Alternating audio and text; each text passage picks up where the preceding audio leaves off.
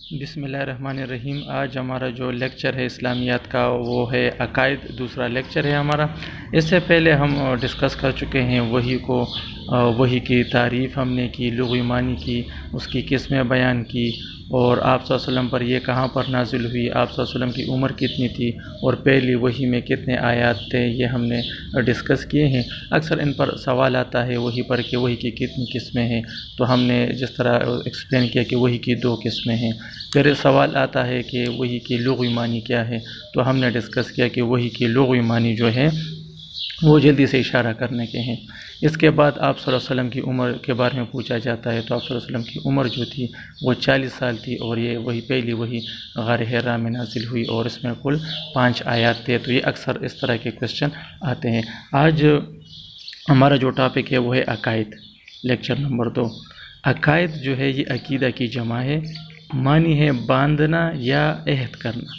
ہم کسی سے کوئی عہد کرتے ہیں یا کسی چیز کو مضبوطی سے باندھتے ہیں جو پھر کھلنے والا نہ ہو، ٹوٹنے والا عہد نہ ہو۔ تو ان تمام معنی کو دیکھتے ہوئے اس کا مفہوم بنتا ہے ایسی بندھی ہوئی چیز جو آسانی سے کھل نہ سکے، عقیدہ کہلاتا ہے۔ ٹھیک ہے، اب اسی مناسبت سے عقیدے سے مراد انسان کے وہ مضبوط اور اٹل نظریات ہے جن پر وہ مضبوطی سے قائم ہو اور اس کو کسی بھی حالت میں آسانی سے تبدیل کرنے کے لیے تیار نہ ہو۔ ان عقیدہ ہم تبدیل نہیں کرتے۔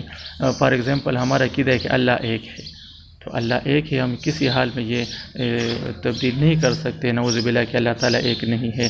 تو یہ ہمارا عقیدہ ہے، جس طرح آخرت پر ہمارا عقیدہ ہے۔ اور اب ہم مختلف جو 7 عقیدے ہیں بنیادی، اس کو ہم ڈسکس کرتے ہیں، تو آپ لوگوں کو پھر آسانی ہو جائے گی کہ ہم کن کن چیزوں پر ہم ایمان لے کر آئے ہیں۔ تو اس کو سمجھنے سے پہلے، اسلام کے بنیادی جو عقائد ہیں ان کو سمجھنے سے پہلے میں آپ کو ایک واقعہ سناتا ہوں۔ میرے ایک دوست ہے، وہ کہہ رہا تھا کہ ایک علاقے میں ایک مسلمان نے ایک نان مسلم کو گرایا ہوا تھا زمین پر، اور اسے کہتا ہے کہ آپ کلمہ پڑھو ورنہ میں آپ کو قتل کر دوں گا۔ تو اس نان مسلم نے ان کو کہا کہ چلو میں کلمہ پڑھتا ہوں، لیکن آپ مجھے یہ بتاؤ کہ آپ کن کن چیزوں پر ایمان لے کر آئے ہو، تو پھر میں کلمہ پڑھتا ہوں۔ تو مسلمان تھوڑی دیر خاموش رہا، اور اس کے بعد کہتے ہیں کہ آپ جا سکتے ہو، مجھے خود بھی پتہ نہیں ہے۔ تو وہ اس چیز کے بارے میں پوچھ رہا تھا کہ مسلمان کن کن چیزوں پر ان کا عقیدہ ہے اور ایمان ہے۔ تو وہ 7 چیزیں ہیں: اللہ پر ایمان، فرشتوں پر ایمان، آسمانی کتابوں پر ایمان، رسولوں پر ایمان، آخرت پر ایمان، اور تقدیر پر ایمان، اور موت کے بعد زندگی پر ایمان۔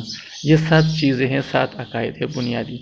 اس کو ہم کیا کہتے ہیں؟ ایمان مفصل کہتے ہیں۔ ایمان مفصل یعنی تفصیلی ایمان، جس طرح اس میں ہم عربی میں کہتے ہیں کہ آمنت باللہ و ملائکتہ و کتبہ و رسولہ والیوم الآخر والقدر خیرہ و شرہ من اللہ تعالی والبعث بعد الموت۔ ان میں ان سب تمام ایمان مفصل میں تمام عقیدوں کا ہم ذکر کرتے ہیں کہ میں اللہ پر ایمان لاتا ہوں، فرشتوں پر۔ اب سوال اس میں یہ آتا ہے کہ ایمان مفصل میں دوسرے عقیدے کا کیا نام ہے؟ اکثر سوال یہ آتا ہے، تو اگر ہمیں پتہ ہو تو ہم کہیں گے کہ دوسرے عقیدے کا نام ہے فرشتوں پر ایمان۔ یہ اکثر آتا ہے کہ ایمان مفصل میں تیسرے عقیدے کا کیا نام ہے، تو آپشن میں دیا ہوگا مختلف، تو آپ نے تیسرے عقیدے کا نام ہے آسمانی کتابوں پر ایمان۔ تو یہ ہمارے پاس اسلام کے بنیادی عقائد جو 7 ہیں، ایمان مفصل جسے کہتے ہیں، اس کو ہم نے ایکسپلین کیا۔ اور عقائد کے لغوی معنی باندھنا اور عہد کرنا، اور اس کو تھوڑا سا اس کو ایکسپلین کیا۔ سوال اس میں اکثر آتا ہے کہ عقیدے کا لغوی معنی کیا ہے، اکثر یہ آتا ہے، زیادہ سوال اس پر نہیں آتے، اور اکثر آتے ہیں کہ ایمان مفصل میں دوسرے عقیدے کا نام کیا ہے، تیسرے یا چوتھے۔ اب تھوڑے سے جنرل انفارمیشن، یہ آپ کے ٹاپک میں نہیں ہے، یہ آپ کے ٹاپک کا حصہ نہیں ہے، سلیبس کا حصہ نہیں ہے، لیکن اکثر اس سے سوال آ جاتے ہیں، تو اس لیے میں نے ان کو بھی کور کیا ہوا ہے تاکہ آپ کے پاس جنرل انفارمیشن ہو، اور اگر اس سے سوال آ جائیں تو آپ لوگوں کو کوئی مسئلہ نہ ہو۔ اس کی نزول ترتیب نے کس ترتیب سے کتابیں نازل ہوئی؟ 4 آسمانی کتابیں۔ اکثر سوال آتا ہے کہ آسمانی کتابیں کتنی ہیں، تو وہ 4 ہیں، یہ سوال آتا ہے۔ اور یہ اکثر آ جاتا ہے کہ قرآن مجید کس پر نازل ہوئی، یا انجیل کس پیغمبر پر نازل ہوئی، تو آپ کو ان کا انفارمیشن ہونا چاہیے۔ 4 کتابیں: تورات، زبور، انجیل، قرآن۔ توریت کس پر نازل ہوئی؟ حضرت موسیٰ علیہ السلام پر، زبور حضرت داؤد علیہ السلام پر، انجیل حضرت عیسیٰ علیہ السلام پر، اور قرآن مجید حضرت محمد صلی اللہ علیہ وسلم پر نازل ہوئی۔ یہ 4 آسمانی کتابیں ہیں۔